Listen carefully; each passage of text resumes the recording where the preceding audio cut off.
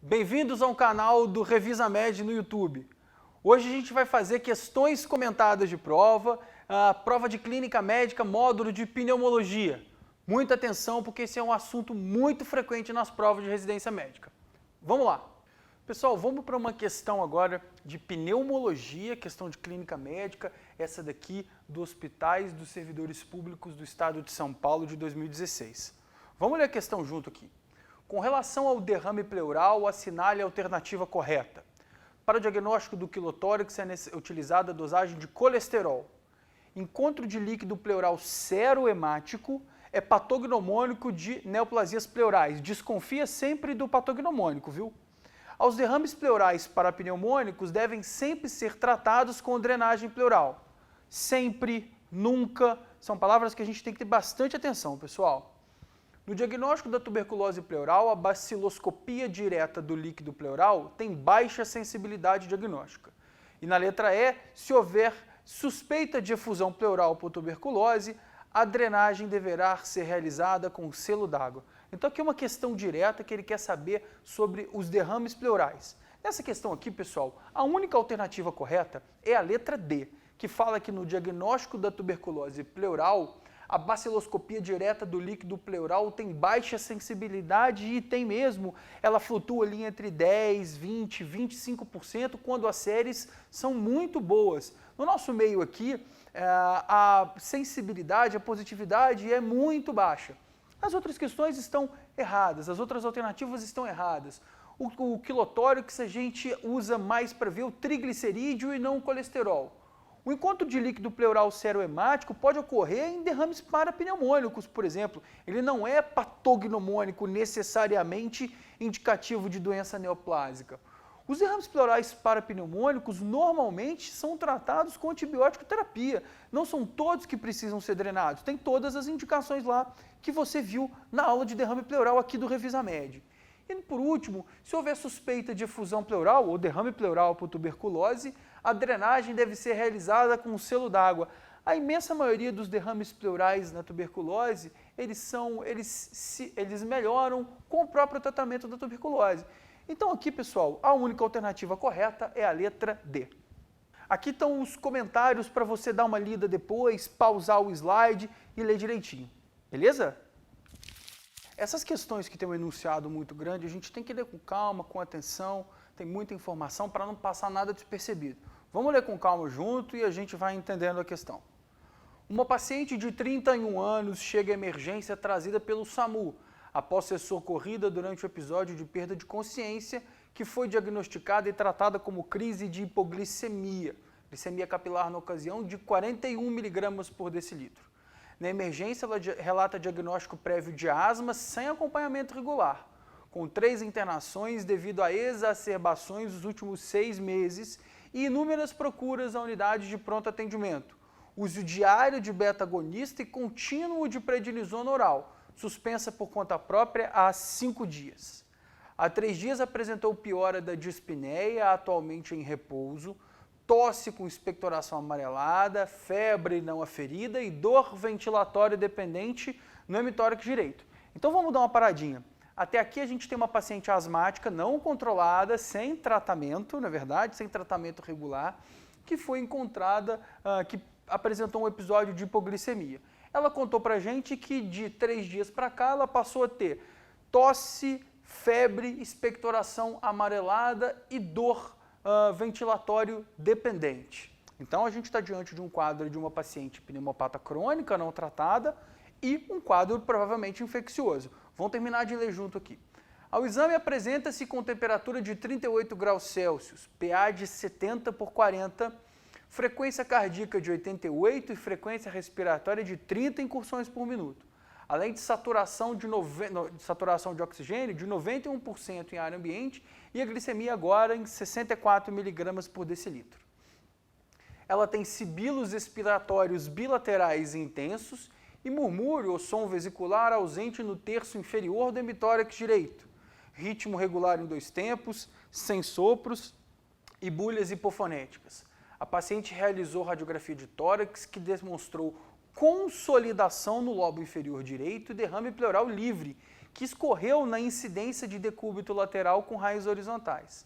Assinale a alternativa que apresenta a melhor conduta. Antes da alternativa, tá claro, né, pessoal? A gente tem uma paciente pneumopata crônica não tratada, com um processo infeccioso, febre, dor ventilatória dependente, tosse, expectoração amarelada e consolidação na radiografia. Consolidação, você lembra, né? É a substituição do ar dentro do alvéolo por algum material que a densidade radiográfica é maior do que o ar. Então, causa uma hipotransparência. Lembra disso, né? Então, aqui, pessoal, é um quadro de pneumonia. O que a questão quer dizer para a gente, quer perguntar para a gente? Ele fornece as seguintes alternativas. A terapia antibiótica sistema e toracocentese diagnóstica para descartar derrame pleural parapneumônico e ou empiema. É isso que você faria? Na letra B, terapia antibiótica sistema e drenagem de tórax, pois se trata de derrame parapneumônico complicado. Na letra C, terapia diurética e repetir a radiografia depois de uma semana, já que por ser à direita é mais provável que o derrame seja transudato. Terapia antibiótica sistema e TC de tórax para descartar neoplasia como causa do derrame pleural. E na letra E, terapia antibiótica sistêmica, repetir o raio-x em uma semana para acompanhar a evolução do derrame pleural. Aqui ele quer saber, você tem uma paciente com pneumonia e derrame pleural, qual que é a conduta? Pessoal, de todas as respostas aqui, a única que está 100% correta é a letra A. Terapia antibiótica sistêmica, essa é uma paciente que tem critérios de gravidade, né? Ela tem PA sistólica menor do que 90, ela tem frequência cardíaca, frequência respiratória, perdão, acima do esperado para a idade, lembra? De 30 incursões. Então aqui é uma paciente que deve ser internada, terapia antibiótica sistêmica e toracocentese diagnóstica para descartar derrame pleural complicado ou empiema, ou seja, avaliar aí a celularidade, a composição do derrame pleural. As outras alternativas não nos parecem ser corretas porque tem algumas coisas a mais. Na letra B, ele fala que tem que drenar o tórax, é só toracocentese, não tem que indicar drenar de tórax. Terapia diurética, então, não é um caso de insuficiência cardíaca, né, que precisa diminuir o volume, fazer diurético.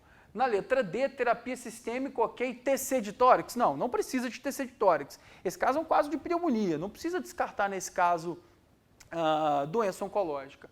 E radiografia de tórax em uma semana para acompanhar a evolução? Não, a gente precisa abordar, tem dor ventilatória dependente, então tem que drenar esse tórax, ou melhor dizer, fazer uma toracocentese diagnóstica, essa é a resposta correta. Vamos lá, pessoal, mais uma questão de pneumologia da prova de clínica médica. Vamos ler aqui. Com relação aos derrames pleurais de etiologia tuberculosa, é incorreto afirmar. Então, quer saber a errada.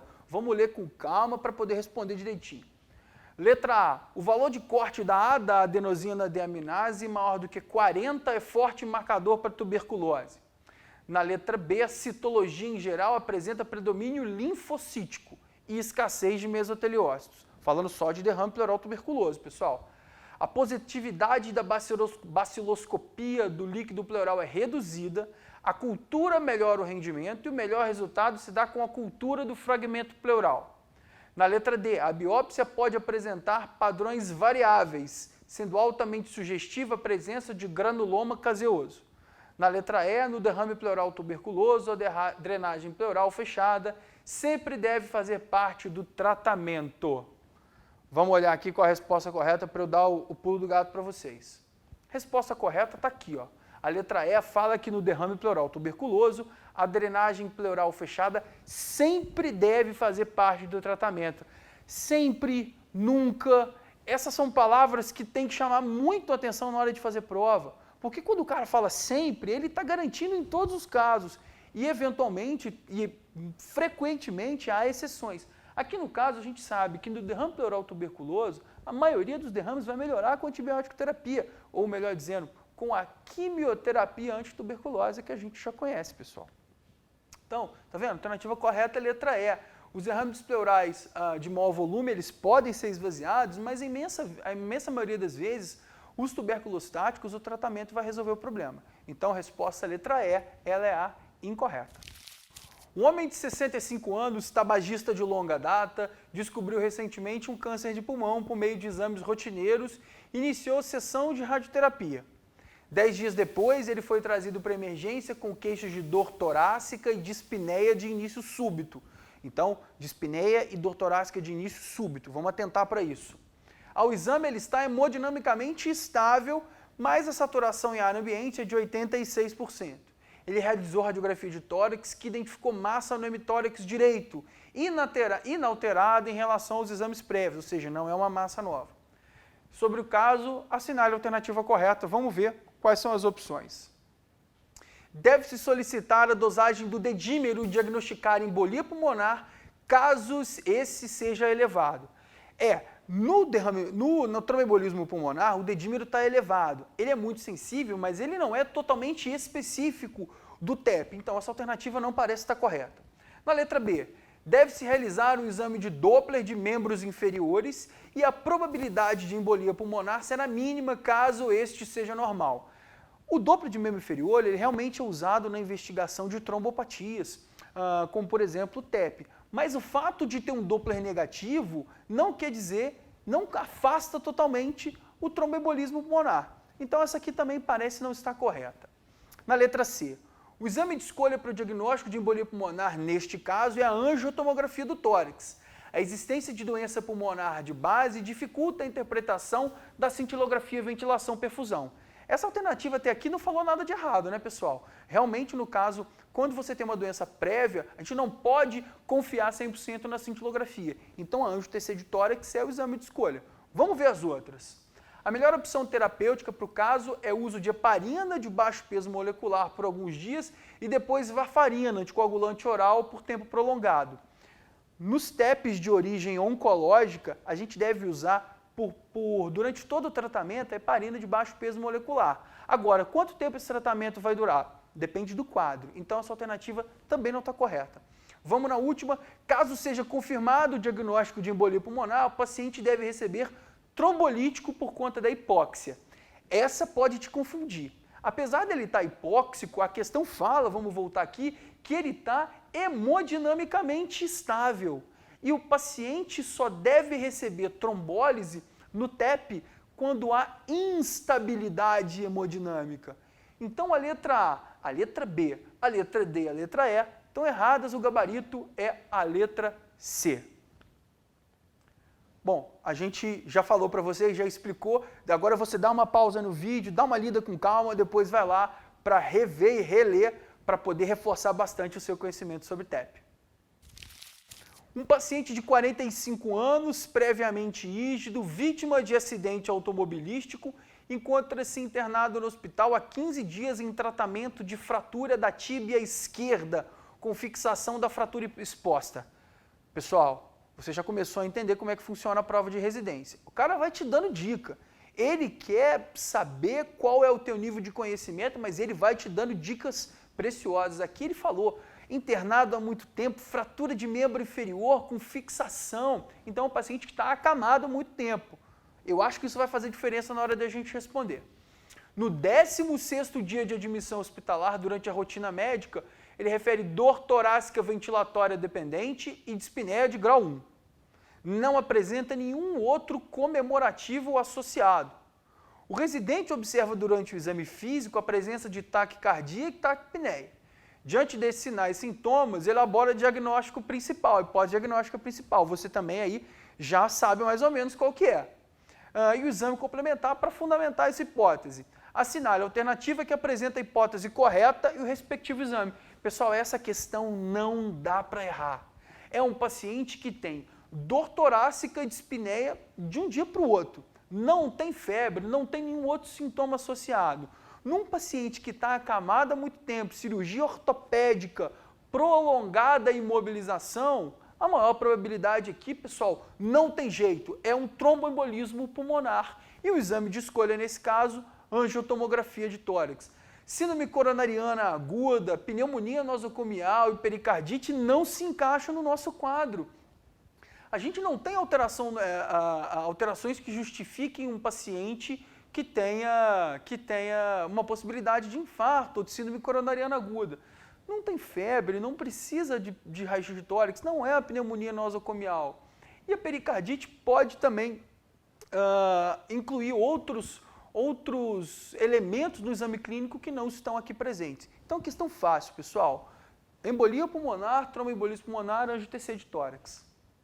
Tá? O comentário está aqui. Dá uma lida com calma, pausa o vídeo, que você vai conseguir entender o que a gente falou ali lá na hora de ler as alternativas.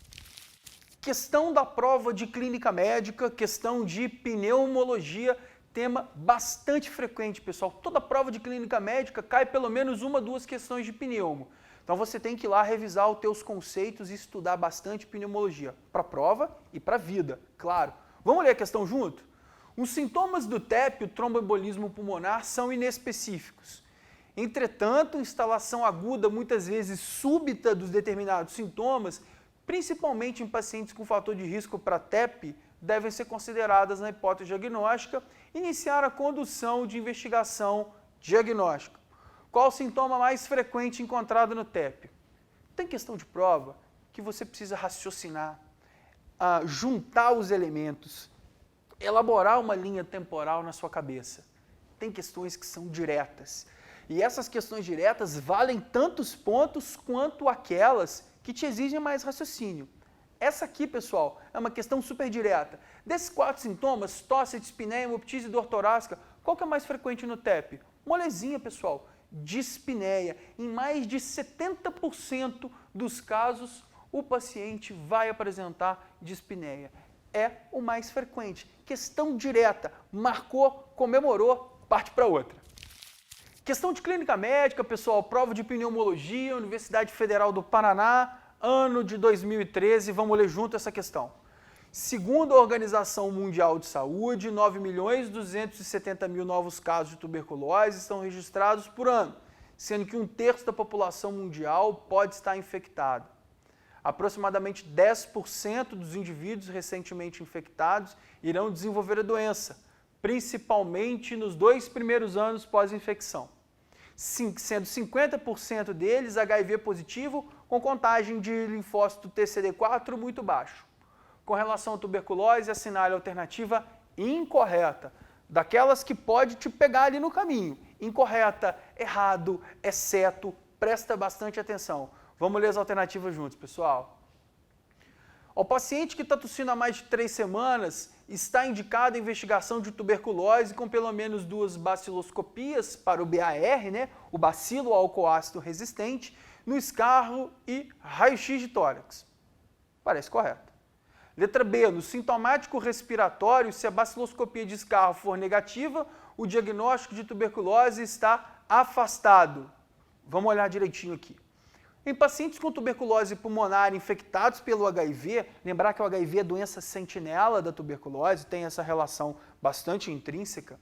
Em pacientes com tuberculose pulmonar infectados pelo HIV e severa imunossupressão, é frequente a apresentação atípica do raio-x de tórax como infiltrados em campos inferiores sem cavidade.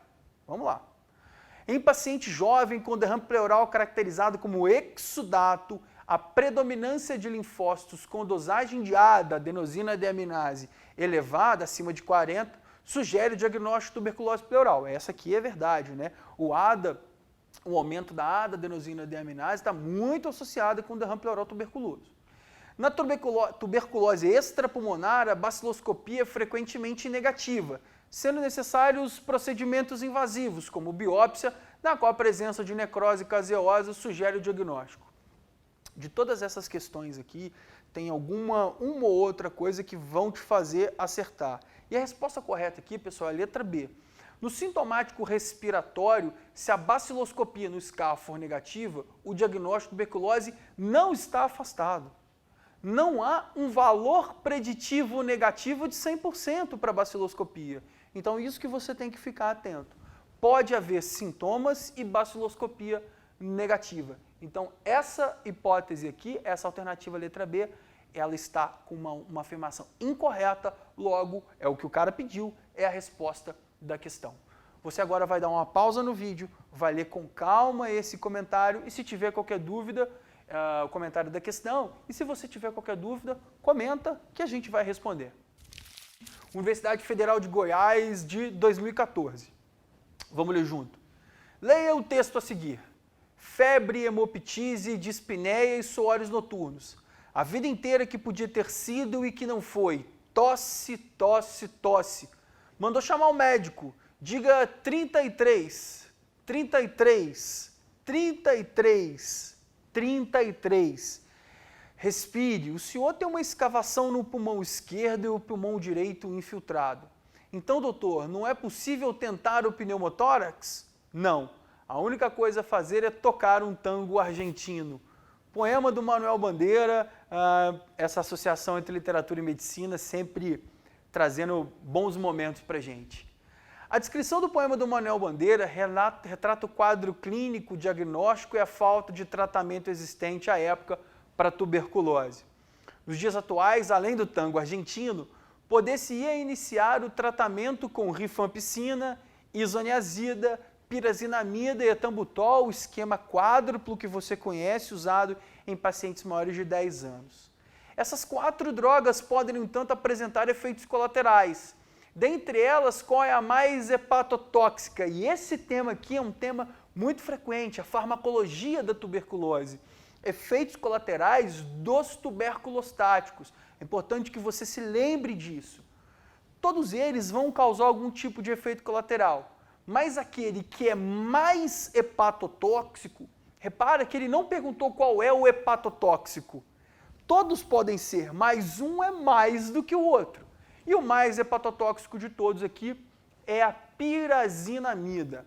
A pirazinamida, ela é disparada aquele que é mais hepatotóxico, tá, pessoal? A gente tem outros fármacos que são hepatotóxicos, como a rifampicina, mas a pirazinamida tem uma hepatotoxicidade mais intensa do que a pirazinamida, do que a rifampicina, perdão. Então, ela é a resposta da nossa questão. Depois você vai lá no seu material do Revisamed sobre tuberculose e dá uma revisada nos efeitos colaterais dos tuberculostáticos, pessoal. Universidade Federal de Uberlândia, 2016. Vamos ler a questão aqui. Lucas, de 24 anos, está em tratamento de tuberculose pulmonar com o esquema quádruplo que você conhece. Isoniazida, rifampicina, pirazinamida e etambutol. E depois de 2 meses de uso, ele relata dormência nos pés. Sintoma neurológico. A conduta para o paciente aqui é aquele ponto da farmacologia da tuberculose. Cai muito em prova, você precisa lembrar disso, os efeitos colaterais dos tuberculostáticos. Então, nesse caso, a gente tem um paciente com uma neuropatia periférica que está em tratamento da tuberculose. O que a gente vai fazer? Realizar TC de tórax na coluna lombar? O cara não tem dor, não tem nenhum outro tipo de comprometimento. Manter a medicação e monitorar outros sintomas neurológicos? Pode não ser totalmente errada. Iniciar piridoxina, vitamina B6?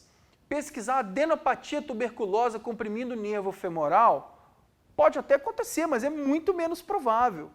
Realizar uma eletroneuromiografia para a gente ver a velocidade de condução do impulso elétrico neuromuscular? Tem uma alternativa aqui que está bem mais correta do que as outras e é a letra C. O que a gente tem aqui, pessoal, é uma neuropatia relacionada à isoniazida. É um efeito colateral muito comum desse tuberculostático. Então, como a gente trata essa neuropatia? Indicando a piridoxina, vitamina B6, 50 miligramas por dia. Então, lembrar da farmacologia da tuberculose, dos seus efeitos colaterais. Vai no teu material do Revisamed, dá uma revisada e fica preparado para a prova. Um paciente de 67 anos deu entrada no pronto-socorro com quadro de dispneia, tosse com secreção purulenta e febre iniciada há 1 dia. Essa tríade aí, né? Dispneia, tosse e febre. É hipertenso e dislipidêmico em uso de enalapril, inibidor da enzima conversora de angiotensina, e uma estatina, um antilipemiante, a simvastatina. Ao exame físico apresentava-se corado, hidratado, febril, PA 80/50, frequência cardíaca de 108, frequência respiratória de 32, confuso no tempo, ausculta cardíaca normal e ausculta pulmonar com estertores pulmonar em base direita, em base pulmonar direita. Você já matou, você sabe que é uma pneumonia. Realizada a radiografia de tórax, evidenciaram-se consolidação com broncograma aéreo na base pulmonar direita. Consolidação, você sabe, é aquela hipotransparência na radiografia, que é a substituição do ar alveolar por um material com densidade acima do ar. Pus, por exemplo, o resto celular. E o que é broncograma aéreo? Broncograma aéreo é aquela representação na radiografia de um brônquio pérvio dentro de um parênquima consolidado. Super típico de pneumonia, né, pessoal? O hemograma revelou leucocitose 17.000, 6% de bastão, então desvio esquerda, forma jovem, hemoglobina e plaqueta normais. Assinale a alternativa correta quanto ao local do tratamento e ao antibiótico a ser prescrito e a conduta de suporte inicial a ser tomada.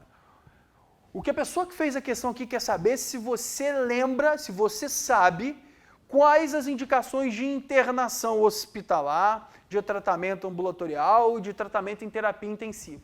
Aqui a gente tem um paciente com 67 anos que está hipotenso, taquipneico e está confuso. Tem que lembrar daquele score, o CURP-65, C de confusão mental, U de ureia, R de frequência respiratória, P de pressão arterial e 65 anos de idade. Henrique, cadê a ureia? A gente não tem a ureia aqui, então a gente vai usar o mnemônico, o esquema CRP65. Tira o U da ureia e a gente vai usar confusão mental, frequência respiratória, PA e a idade. Desses 4 critérios, quantos que o paciente atinge? 67 anos, PA sistólica menor do que 90, taquipneia, frequência cardíaca de 32 e confuso. Ele gabaritou. Esse é um paciente grave, um paciente hipotenso. A gente vai tratar esse cara onde? E qual antibiótico a gente vai fazer? O que a gente vai tomar de conduta? Vamos olhar as alternativas. Tratamento hospitalar em enfermaria, meropenem e hidratação venosa. Tratamento hospitalar em enfermaria num paciente que está hipotenso, taquicárdico, taquipneico, esse paciente não está entrando em choque não, pessoal? Vamos vê-lo aqui. Tratamento ambulatorial parou aqui, né, pessoal? Um paciente que dos 4 critérios tem os 4, ele não vai ser tratado ambulatorialmente. Passa para a próxima. Tratamento em UTI, ceftriaxona, azitromicina e hidratação venosa. O tratamento realmente vai ser em UTI. Ceftriaxona e azitromicina estão indicados para o quadro? Ceftriaxona, beta-lactâmico. Azitromicina, macrolídeo. Associação de beta-lactâmico e macrolídeo trata pneumonia nesse paciente. Hidratação venosa, o cara que está taquicárdico. Então essa alternativa aqui, por enquanto, não tem nada de errado. Tratamento hospitalar em enfermaria? Não, a gente já viu que é em UTI. E tratamento em UTI, levofloxacino e intubação orotraqueal. Essa aqui que pode te dar dúvida. Esses pacientes não devem ser feitos monoterapia. A gente deve usar associação de antimicrobiano. Então a resposta correta aqui, pessoal, matamos a charada, letra C, tratamento em UTI, ceftriaxona, azitromicina e hidratação venosa. Pausa o vídeo, lê o comentário, ficou em dúvida? Comenta aqui que a gente vai responder para você. Agora a gente vai para uma questão da prova de clínica médica, uma questão de pneumologia, questão diretaça, e essa aqui tem uma pegadinha. É aquela questão que quer saber se você está pensando além do que o cara quer te perguntar. Responde, cara, só aquilo que a pergunta quer saber de você. Não fosforila demais. Vamos ler a questão. Com relação às condições clínicas do paciente, o agente infeccioso mais frequente da pneumonia comunitária, qual é o agente infeccioso mais comum de uma pneumonia que acomete paciente etilista? Pegadinha. O cara quer saber qual é a etiologia mais comum em etilista. É a mesma dos pacientes, de todos os outros pacientes. A mais comum de pneumonia comunitária, você não pode ter dúvida, é o Streptococcus pneumoniae, é o pneumococo. Ele quer te levar para o buraco, mas você não vai junto com ele. Você assistiu a aula do Revisamed, você viu o seu material e você lembra que a bactéria mais comum de causar pneumonia comunitária no adulto é o pneumococo. Você acertou a resposta, passa para a próxima. Leandro, 27 anos, saudável, recebeu o diagnóstico de pneumonia comunitária sendo medicado com azitromicina. No 5º dia ele é reavaliado, estando febril a 72 horas, com estabilidade respiratória e hemodinâmica, sem melhora no raio-x de controle, na radiografia de controle. Das alternativas a seguir, qual que deve ser adotada? Aqui o cara quer saber se você entende o conceito de falha terapêutica. Falha terapêutica, na pneumonia comunitária, é a ausência de resposta clínica nas primeiras 72 horas. Resposta clínica não tem nada a ver com resposta radiográfica. A gente sabe que a imagem pode perdurar mais tempo do que isso. Então, o que a gente vai olhar nas alternativas? Aquela alternativa que mostra que você deve fazer quando o paciente teve uma evidente melhora clínica. Manter a azitromicina por 7 a 10 dias. Associar antibiótico para enterobactéria? Não. Considerar o tratamento concluído? Muito provavelmente. Mudar o antibiótico para cefalosporina? Para quê? Mudar o antibiótico para quinolona? Para quê? Aqui não tem erro, pessoal. 72 horas. Ele está afebril e está estável hemodinamicamente, respiratoriamente, paciente curado, tratamento concluído, resposta letra C. Um paciente de 58 anos com diagnóstico de DPOC há 3 dias apresentou piora da tosse e da expectoração agora purulenta, associada à piora da dispneia agora em repouso. Então a gente está diante de uma doença crônica, do DPOC, que exacerbou. Todo mundo viu isso, né? Ele chegou à emergência lúcido e orientado, com frequência respiratória de 38 incursões por minuto, ataque apneico, musculatura respiratória associada para ventilar, então com esforço, saturando baixo, 88 em ar ambiente, e som vesicular, o murmúrio vesicular difusamente diminuído, com sibilos finos e difusos bilaterais. Ele quer que a gente assinale a alternativa correta sobre uma exacerbação da DPOC. Vamos olhar as alternativas, pessoal. Na ausência de melhora significativa com oxigenoterapia cautelosa e bronquidilatadores, a ventilação mecânica não invasiva está indicada para aliviar a dispneia e prevenir a necessidade de intubação orotraqueal. Vamos passar para a letra B. Por se tratar de pacientes com exacerbação de DPOC, está totalmente contraindicado a oxigenoterapia pelo risco de narcose pelo gás carbônico. Essa não. Totalmente contraindicada não está. A ventilação mecânica não invasiva só pode ser indicada após análise de gasometria arterial. Não precisa de gasometria para botar VNI no paciente. A terapêutica inicial não pode ser estabelecida antes de realizada a avaliada radiografia de tórax? Não. Você sabe o que está acontecendo. Não precisa esperar o raio-x de tórax para iniciar o seu tratamento. Como os glicocorticoides sistêmicos têm ação instantânea, a ventilação mecânica não invasiva não pode ser iniciada antes da administração desse tipo de droga. Nada a ver, pessoal. Então, o que a gente tem aqui, a resposta correta é a letra A. Na ausência de alteração clínica, de melhora clínica significativa, a gente pode instalar a VNI para diminuir a dispneia e diminuir o esforço ventilatório. As indicações da VNI vão depender da frequência respiratória, da saturação de oxigênio e do nível de consciência do paciente.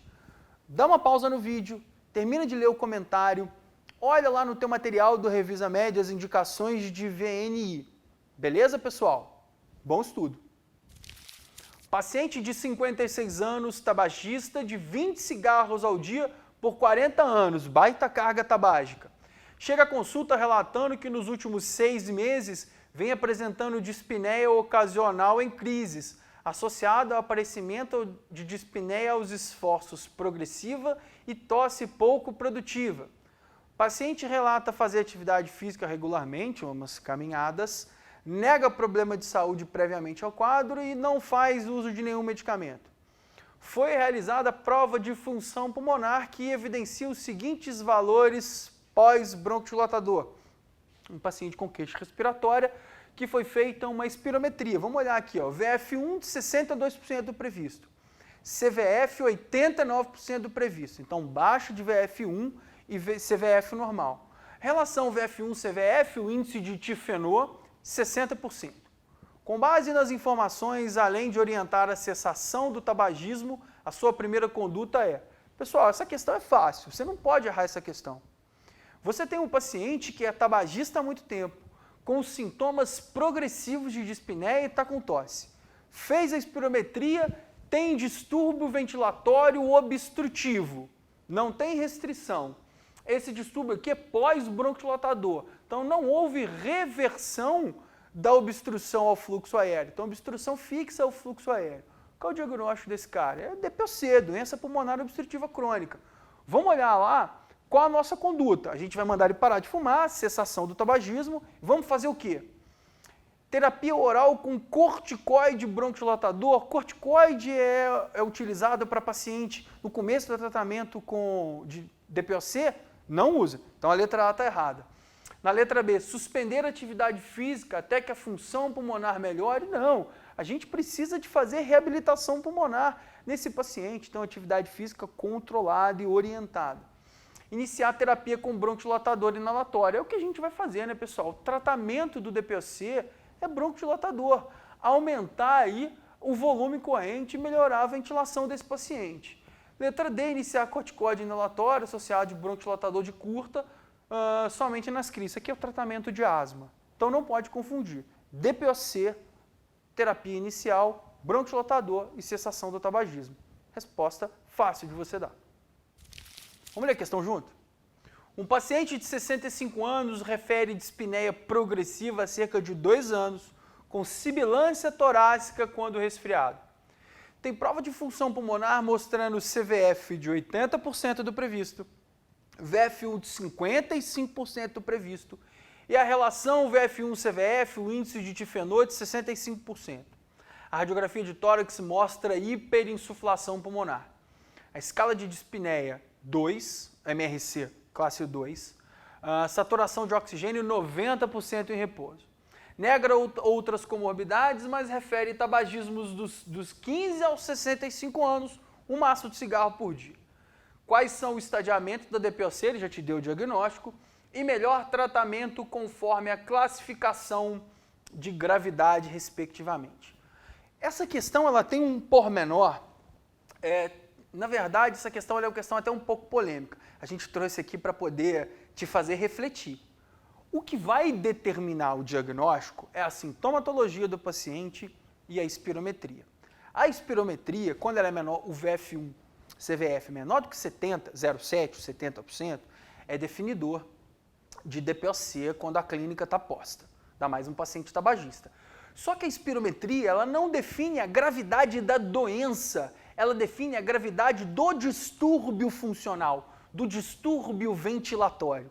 O que define a gravidade da doença é o grau de dispneia, é o quanto de dispneia que o paciente tem. Então a gente tem aqui um VF1 de 55%, falando que é uma doença moderada. E uma dispneia grau 2. Então a gente vai olhar aqui e ver qual que é o estadiamento e o tratamento proposto. No 1, estágio leve, bronquidilatador de curta ação, por esse grau de dispneia não é grau leve, tá? Estágio 2, moderado, bronquidilatador de curta e longa, mais anticolinérgico, antimuscarínico, de longa ação e reabilitação pulmonar, parece ser uma hipótese adequada. Estágio 3, doença grave, bronquidilatador de curta e de longa, mais corticoide inalatório? Não, ele não tem uma indicação nesse momento de corticoide inalatório. Estágio 4, muito grave, corticoide inalatório e xantina? Não. Então, de todas as alternativas aqui, aquela que melhor reflete a realidade do paciente, ela não é uma alternativa perfeita, mas a que melhor reflete o quadro do paciente é a letra B. É estágio 2, doença moderada, e o tratamento bronquidilatador de curta e de longa, anticolinérgico de longa e reabilitação pulmonar. Então, a classificação espirométrica define a presença de obstrução VF1 menor do que 0,7, tá? Se o VF1 maior ou igual a 80 do valor previsto, a doença espirométrica é leve, entre 80 e 50 moderada, menor do que 50 é maior que 30 grave e menor do que 30 muito grave. Aí o que a gente viu é o seguinte, nessa questão a gente define pelo VF1 de 55% do previsto, que define gravidade moderada. Só que na nossa opinião, a parte da dispneia que vai classificar o grau de doença do paciente, não do distúrbio espirométrico, não do distúrbio ventilatório. Então, é uma questão que poderia ser anulada porque ele confunde gravidade da doença com gravidade funcional, mas a resposta correta aqui, entregue pelo gabarito da instituição, foi a letra B. Pessoal, vamos para uma questão de clínica médica, vamos para uma questão de pneumologia da Unesp, Universidade do Estado de São Paulo, de 2015. Vamos ler junto essa questão. Uma mulher de 30 anos, não tabagista e sem comorbidades, refere tosse e dispneia há 2 anos. Durante o primeiro atendimento foi feito o diagnóstico de asma e foram prescritas budesonida, um corticoide inalatório, e formoterol, um broncodilatador de longa ação, um LABA, inalatórios e a cada 12 horas. A espirometria pré e pós-broncodilatador foi normal. Ela volta 3 meses depois, sem qualquer melhora dos sintomas, apesar de ter o uso regular da medicação, teve adesão ao tratamento. Qual é a nossa conduta? Pessoal, a gente está diante de um quadro clínico de asma. Ele mesmo já falou para a gente. O tratamento está correto? O tratamento de asma inclui corticosteroide inalatório e broncodilatador de longa ação? Inclui. Então, o diagnóstico de asma, tratamento correto. Só que não teve melhora. O que a gente vai fazer? A gente vai aumentar a dose do corticoide, aumentar a dose do broncodilatador, do beta-2, investigar diagnóstico diferencial ou associar um tiotrópico. Nesse caso aqui, pessoal, a gente tem que lembrar que a asma costuma responder muito bem ao tratamento proposto.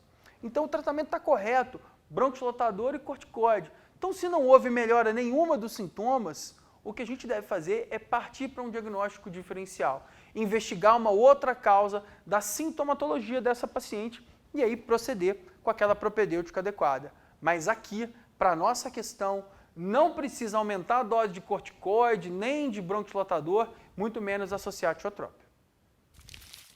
Um paciente de 17 anos chega ao pronto-socorro com queixa de dispneia e tosse que pioraram nos últimos 2 dias.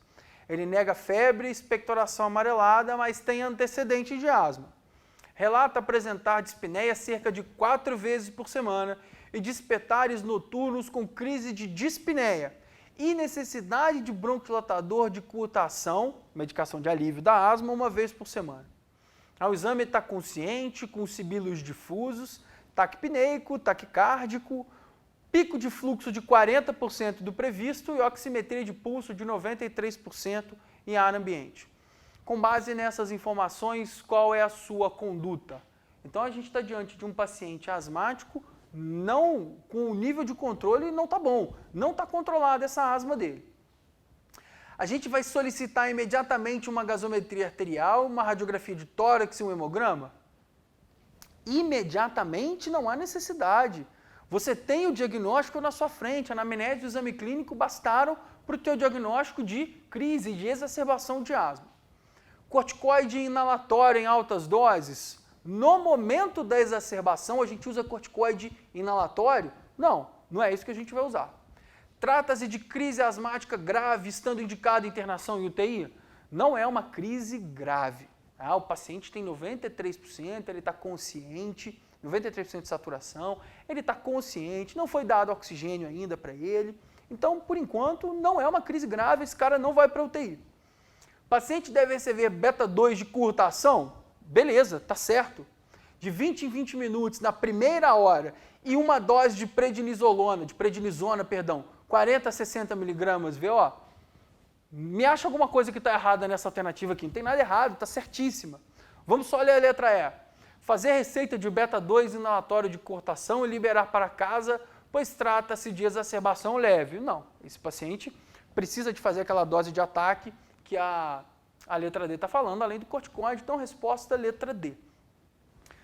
Exacerbação de asma é um tema muito frequente na prova de residência, você tem que saber. Vai cair na sua prova alguma coisa de asma e muito provavelmente vai estar ligada à exacerbação, especialmente o tratamento da exacerbação. Um paciente em investigação de dispneia retorna à consulta com espirometria contendo os seguintes valores. E ele te pede o resultado, ele quer que simplesmente que você interprete a espirometria. Vamos olhar os valores. Ele tem a CVF, a capacidade vital forçada, o volume expiratório forçado do primeiro e segundo e a relação VF1-CVF, o índice de Tifenot. ele quer saber se tem distúrbio ventilatório, qual é o tipo, e ele quer saber da resposta broncodilatação. Então vamos lá, a gente tem o valor da CVF, do VF1 e do tifenor pré-broncodilatador. Então a gente tem aqui a porcentagem do previsto. Então a gente tem um tifenor de 71%, menor do que 80%, um VF1 menor do que 80%. Então a gente tem indicação de obstrução. A CVF é normal, então não há restrição associada. No pós-broncodilatador, houve um aumento do tifenor para 80% do previsto, do VF1 82% e da CVF 98%. Qual foi a porcentagem de variação? 6% na CVF, 6% no tifenor, 12% no VF1. Então aqui a gente tem claramente um distúrbio ventilatório obstrutivo com prova broncodilatadora positiva. Por exemplo, é um quadro funcional compatível com asma, não é? Asma não é uma obstrução reversível ao fluxo aéreo, não tem resposta broncodilatadora, então poderia ser, por exemplo, um paciente asmático. A resposta a gente já falou aqui. Distúrbio ventilatório restritivo? Não. CVF normal. Distúrbio ventilatório obstrutivo leve, com prova broncodilatadora positiva? Gabarito. Distúrbio ventilatório inespecífico? Não. Distúrbio ventilatório obstrutivo leve, sim, com prova broncodilatadora negativa? Não. A gente tem resposta broncodilatadora positiva, tá? Então, gabarito, letra B. Você agora vai dar uma pausa nesse vídeo, vai olhar os comentários da questão, vai fazer uma revisão sobre os seus conhecimentos de espirometria lá no teu material do Revisamed. Se você tiver dúvida, deixa aqui pra gente o seu comentário que a gente vai te responder. Estertores em velcro nas bases pulmonares em um indivíduo ex-fumante de 60 anos de idade, com dispneia progressiva há 1 ano, associados a infiltrado reticular bibasal com faveolamento, sugere o seguinte diagnóstico. Toda vez que você vê faveolamento, você tem que necessariamente pensar que é uma pneumonia intersticial usual. Aquele achado tomográfico de PIU, pneumonia intersticial usual, que tem opacidade reticular especialmente na base e faveolamento especialmente subpleural. Lembra da pneumonia intersticial usual? Vamos procurar ela aqui nas alternativas. Pneumonia intersticial inespecífica com fibrose? Não. Pneumonia descamativa? Não. Pneumonia, bronquiolite respiratória com doença pulmonar intersticial? Não. Fibrose pulmonar idiopática? Pneumonia em organização criptogênica? Henrique, não apareceu a tal da PIU aí que você falou. A pneumonia intersticial usual, ela é um padrão tomográfico altamente sugestivo de fibrose pulmonar idiopática. Então esse quadro clínico de estertor bibasal associado a infiltrado reticular, opacidade reticular, bibasal e faveolamento está muito ligado à PIU, a pneumonia intersticial usual, e por sua vez à fibrose pulmonar idiopática, que é o gabarito da nossa questão. Eu quero que você pause esse vídeo, leia o nosso comentário da questão, dá uma revisada lá no teu material do Revisamed, e se você ficou com alguma dúvida, deixa o seu comentário, a gente vai te responder. Paciente de 56 anos, trabalhador especializado em limpeza de demolições, presta atenção nisso. Iniciou quadro de febre, fraqueza, anorexia, mialgia e cefaleia. Até aí tudo muito inespecífico. Acompanhado de tosse e sibilos, já especificou mais um pouco. Nega comorbidade prévia, nega tabagismo, raio-x de tórax sem alterações. Considerando o quadro clínico epidemiológico descrito, ele já falou para você prestar atenção na epidemiologia. Assinale a alternativa que apresenta a doença que se manifesta dessa maneira em sua forma aguda. Qual a epidemiologia aqui, pessoal? É um paciente de 56 anos, trabalhador em limpeza de demolições. Qual dessas alternativas está associada ao ambiente da limpeza de demolição? Nem a sarcoidose, nem a leishmaniose, nem a paracoccidioidomicose. O que está associado aqui é a histoplasmose. O histoplasma é um fungo dimórfico que habita no solo, especialmente onde tem obra, onde tem demolição, onde tem madeira, esses galinheiro, esses materiais de demolição, material de construção entulhado, quando você abarrota um determinado lugar desses materiais de construção. Ele te falou aqui, ó, limpeza de demolição, ele já te deu a resposta. Tá? Então, essa é uma questão simples. Você vai parar agora o vídeo, vai dar uma lida nos nossos comentários, vai fazer a sua revisão lá no teu material do Revisamed. Se você tem dúvida, é sinal que você estudou. Só tem dúvida quem estuda. Quem não sabe de nada não tem dúvida. Você, aluno do Revisamed, vai avaliar o teu conhecimento. E se tiver dúvida, deixa um comentário. A gente vai te responder. Pessoal, a gente fez hoje questões de pneumologia da prova de clínica médica. Tenho certeza que você vai aproveitar muito. Aproveita, curte, compartilha e se inscreve no canal. Porque aqui no Revisamed, o que interessa é ver você na residência médica.